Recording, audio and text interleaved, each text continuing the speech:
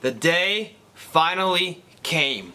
Barbieheimer. I had both my tickets. 5 o'clock Oppenheimer, 9:15 Barbie. Sadly, the first theater lost power, so I missed out on Oppenheimer. But I still got to see Barbie. I'll be seeing Oppenheimer on Tuesday. It's all gonna work out. And so, here comes the review for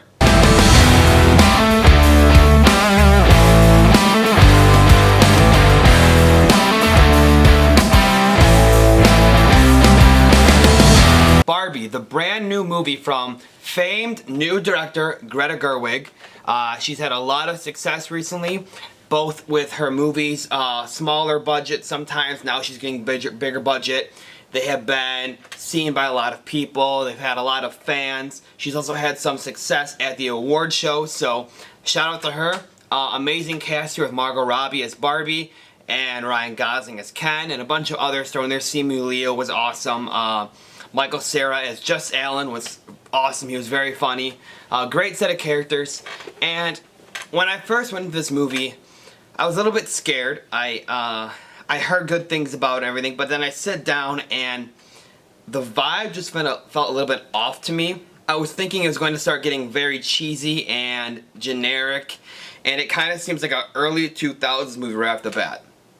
And at first you think, that might not work, that might not be a good thing. But then I start to think, it's Margot Robbie, it's Ryan Gosling, it's Greta Gerwig. Are they really going to put out some cheesy, schlocky, bad movie? I can't see them all signing on to do that.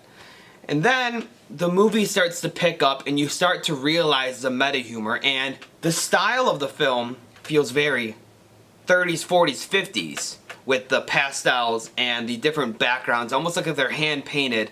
It's a very beautiful movie to look at while you're in Barbie world.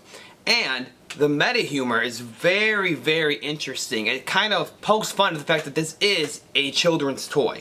These are toys, and they don't really exist in our world except for as toys.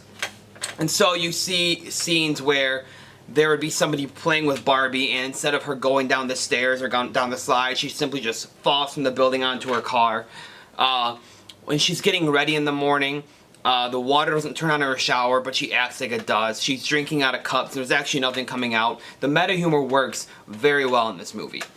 And then I've seen a lot of people say that they love the scenes in Barbie world, but once they get to the real world, the movie kind of falls short for them.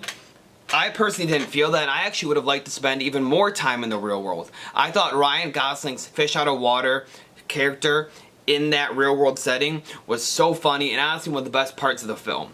Also, Margot Robbie did a great job in there, but she was more of the heart and soul in trying to realize the real world isn't as great and as perfect as this perfect little toy make-believe world that she's in. Ryan Gosling was just there for pure comedy, and I enjoyed that a lot. I also was thinking that this movie wouldn't really have a good plot or good story to it because it's about a children's toy. How could you really make a good story out of that? But the story they came up with was actually very well thought out, very well written, and it tugged at the heartstrings. It can get emotional, it can be funny, it hits every little part of the spectrum that you want. So that's what makes for a great film.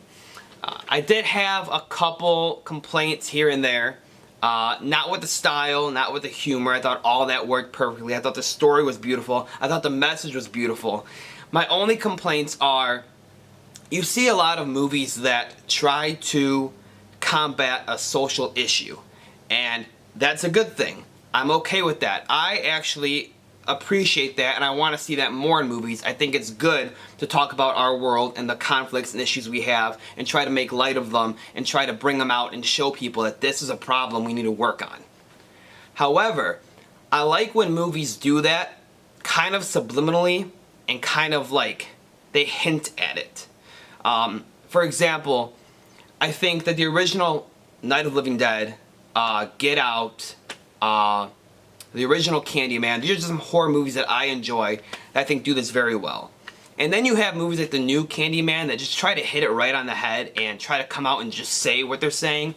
And for me, that kind of exposition kind of takes away from the film, takes away from the story, kind of takes you out of the whole experience, and you don't need to do that. You have to trust that your viewers are smart and that they're going to understand the message without you just like throwing it at them.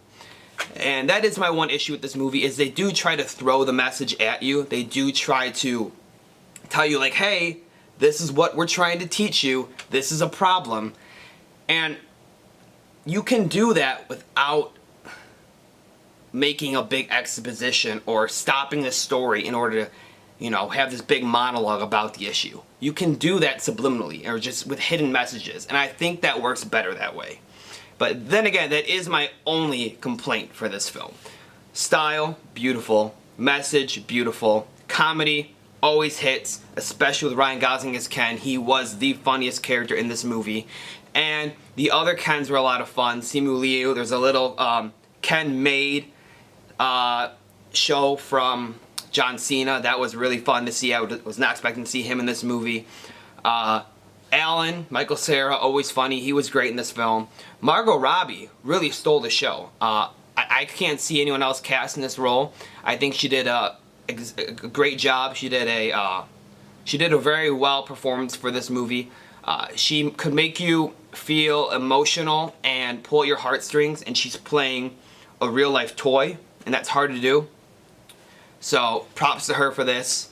Like I said, Noah Baumbach and I think it was Noah Baumbach, or I'm sorry if I'm wrong about that, but Noah Baumbach and Greta Gerwig did a great job writing this script. They took a beloved children's toy and made it into a good movie. I'm total props to them for that. I think Gerwig did a great job with direction. Whoever was the DP, they did an amazing work. And yeah, I'm going to overall give this movie a 4 out of 5. It's not the best thing I've ever seen, like some people are saying. But then again, it's still a really good movie. It came in and it did what it was supposed to do. It did what it was trying to do. And it surpassed my expectations in every way. With the little Kubrick callbacks, the callbacks to 50s films, the way that Greta Gerwig really put her passion and soul into this project, I think it's a outstanding film. Thank you everybody so much for watching my video, and I hope you enjoyed. If you want to see more movie reviews, or just movie content in general, make sure to hit a like on this video and hit that subscribe button to be notified for future content.